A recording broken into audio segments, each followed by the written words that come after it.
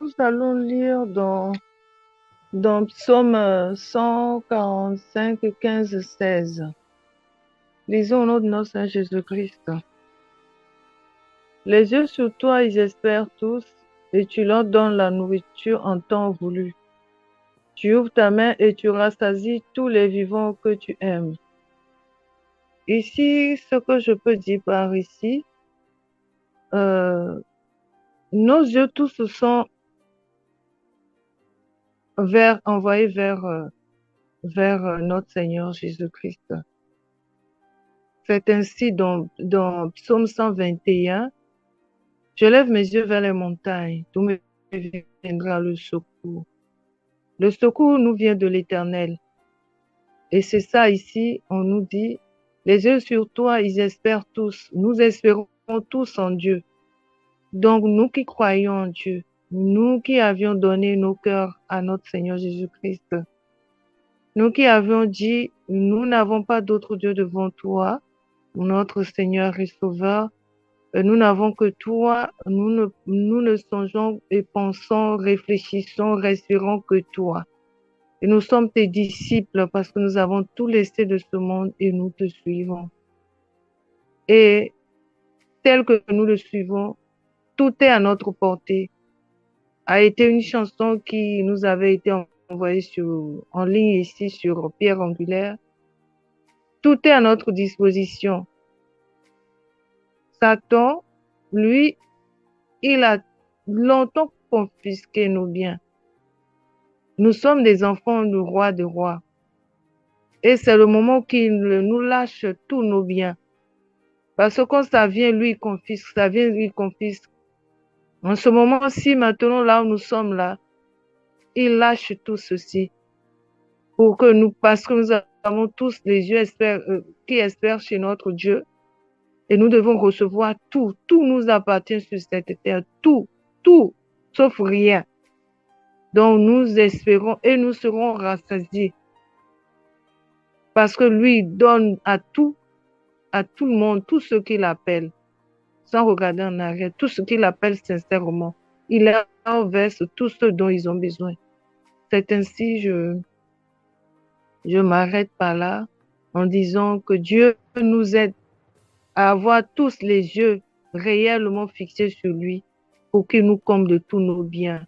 Car il dit, l'or, l'argent m'appartient. Je détiens tous vos besoins. Ce que je vous demande, c'est de connaître qui je suis. Il dit, si nous connaissons qui il est, il a la capacité de connaître tous nos besoins. Et il nous l'accordera sans faille, sans regarder en arrière. C'est pas par notre bienfaisance ou bien l'obéissance ou bien l'amour que nous avons qui fait qu'il nous accorde tout ça. Il nous accordera tout ça, non. Mais c'est par sa grâce, c'est son amour à lui. Il nous a choisis depuis la nuit des temps. Voilà, nous devons nous confier en lui, nous devons chercher sa face. Parce que le temps qui court n'est pas bon. Le temps là est très, très dangereux et grave. Donc, si tu ne t'accroches pas à Dieu, tu es perdu. Que Dieu nous relève de perdition. Que Dieu nous aide sous toutes ses formes pour le suivre et le servir mieux comment que lui. Ainsi, voilà ce que j'ai à dire aujourd'hui, que Dieu nous aide tous. Amen, amen, amen. Shalom, shalom. Mon message est dans Proverbes, chapitre 4, versets 1 à 15 et 20 à 27. Nous allons faire une longue lecture. Je vais lire au nom du Seigneur. Écoutez, mes fils, l'instruction d'un père et soyez attentifs pour connaître la sagesse. Verset 2, car je vous donne de bons conseils, ne rejetez pas mon enseignement. Verset 3, j'étais un fils pour mon père, un fils tendre et unique auprès de ma mère.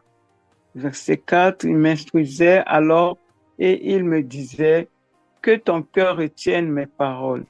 Observe mes préceptes et tu vivras. Verset 15, acquiert la sagesse, acquiert l'intelligence. N'oublie pas les paroles de ma bouche et ne t'en détourne pas. Verset 6. Ne l'abandonne pas et elle te gardera. Aime-la et elle te protégera. 7. Voici le commencement de la sagesse. Acquiert la sagesse et avec tout ce que tu possèdes, acquiert l'intelligence. 8. Exalte-la et elle t'élèvera. Elle fera ta gloire si tu l'embrasses. 9. Elle mettra sur ta tête une couronne de grâce et t'ornera d'un magnifique diadème. 10. Écoute, mon fils, et reçois mes paroles, et les années de ta vie se multiplieront. Je te montre la voie de la sagesse, je te conduis dans les sentiers de la droiture. Si tu marches, ton pas ne sera point gêné, et si tu cours, tu ne chanceleras point. Retiens l'instruction, ne t'en dessaisis pas, garde-la, car elle est ta vie. N'entre pas dans le sentier des méchants et ne marche pas dans la voie des hommes mauvais. Versets 15 et 8 là, n'y passe point, détourne-t'en et passe outre. Mon fils, sois attentif à mes paroles, prête l'oreille à mes discours, qu'ils ne s'éloignent pas de tes yeux, garde-les dans le fond de ton cœur, car c'est la vie pour ceux qui les trouvent. C'est la santé pour tout le corps. Garde ton cœur plus que toute autre chose, car de lui viennent les sources de la vie. Écarte de ta bouche la fausseté, éloigne de tes lèvres les détours, que tes yeux regardent en face et que tes paupières se dirigent devant toi. Considère le chemin par où tu passes et que toutes tes voies soient bien réglées. N'incline ni à droite ni à gauche et détourne ton pied du mal. Donc, nous devons, mon message, c'est nous devons écouter nos parents qui sont nos aînés, suivre leurs conseils, écouter leurs instructions pour bien marcher et avancer dans la vie. Et il est écrit dans Ephésiens 6, verset 1 à 3, « Enfants, obéissez à vos parents selon le Seigneur, car cela est juste. Honore ton père et ta mère. » C'est le premier commandement avec une promesse, afin que tu sois heureux et que tu vives longtemps sur la terre. Nous devons respecter nos parents, les honorer, obéir à leurs paroles.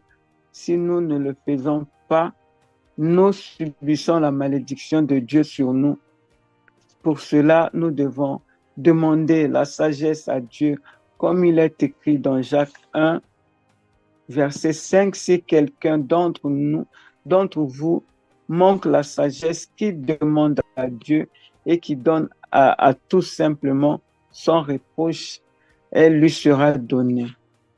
Car avoir la sagesse nous permet de nous protéger des dangers de la vie, de nous préserver de toute tentation, de mauvaises fréquentations, nous permet également de bénéficier de la faveur de Dieu sur nous, des avantages à tous les niveaux, soit professionnels ou autres. Il est écrit dans Proverbe 3,13, « Heureux l'homme qui a trouvé la sagesse et l'homme qui possède l'intelligence. » Soyons attentifs aux instructions de Dieu, de nos parents, de Dieu qui est notre Père et qui ne nous veut que du bien.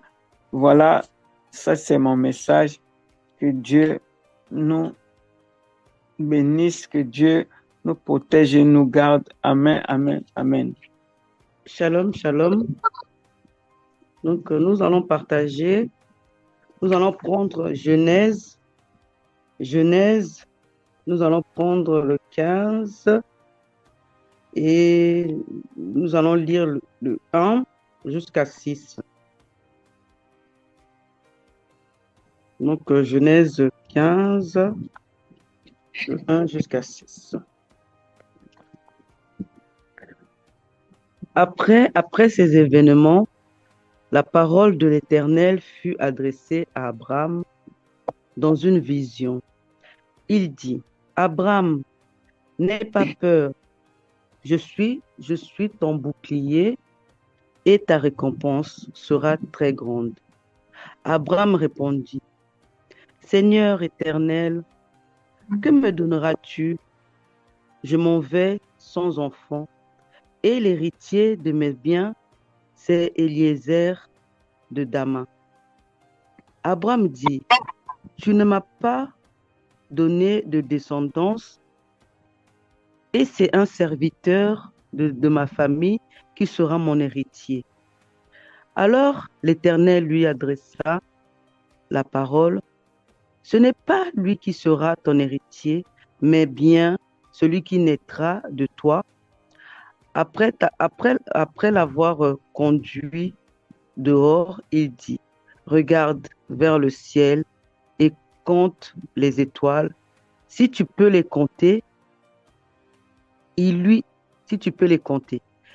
affirma, telle sera ta descendance. Abraham eut confiance en l'Éternel, qui le lui compta comme justice. Voilà. Moi, mon petit message, c'est juste dire que nous devons nous devons croire à l'Éternel quand l'Éternel nous fait qui nous promet quelque chose, et quand on lui demande quelque chose, on doit être patient, on doit croire, on ne doit pas être pressé. Où l'Éternel m'avait promis quelque chose, et jusqu'à là, j'attends et j'ai rien. Donc, tu dois avoir confiance en l'Éternel. Parce que quand il te dit qu'il va te donner quelque chose, il va le faire. Donc, les promesses de Dieu, ça s'accomplit toujours dans nos vies.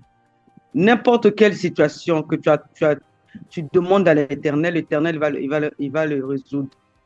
N'importe quel problème, parce que l'Éternel, lui, il est Dieu. Donc, c'est un Dieu de miracles, c'est un Dieu qui fait tout.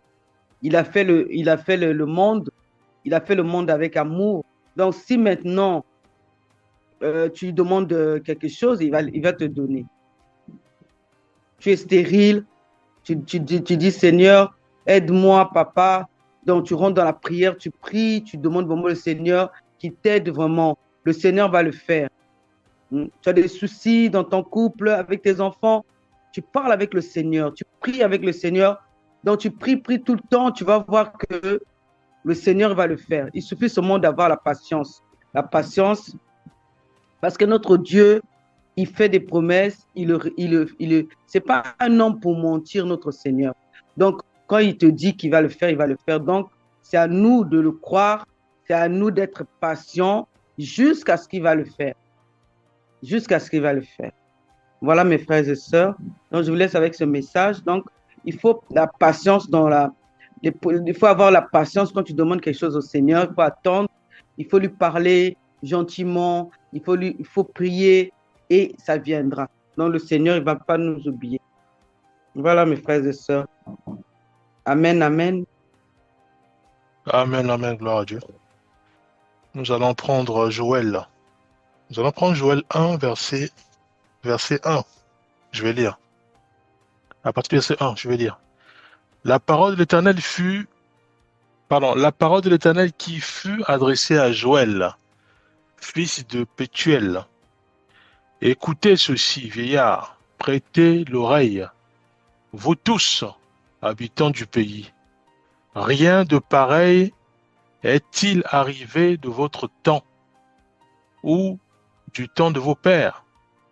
Racontez-le à vos enfants et que vos enfants le racontent à leurs enfants et leurs enfants à la génération qui suivra.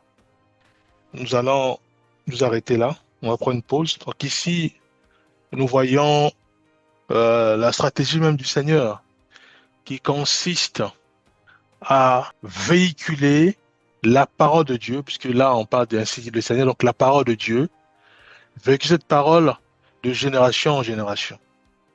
Voyez-vous, le contenu, c'est la parole de Dieu, donc ça peut être l'amour, ça peut être les règles du Seigneur, mais le contenu, nous devons véhiculer ce contenu de génération en génération. Voilà ce que le Seigneur nous appelle à faire.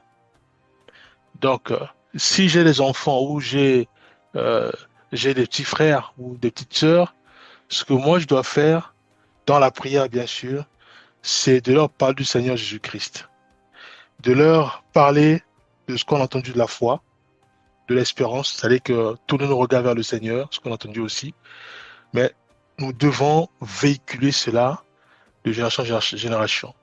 Auprès de nos frères, auprès de nos sœurs, auprès de nos parents, nous devons le faire ainsi. Pourquoi? Parce que c'est ce que Dieu donne comme commandement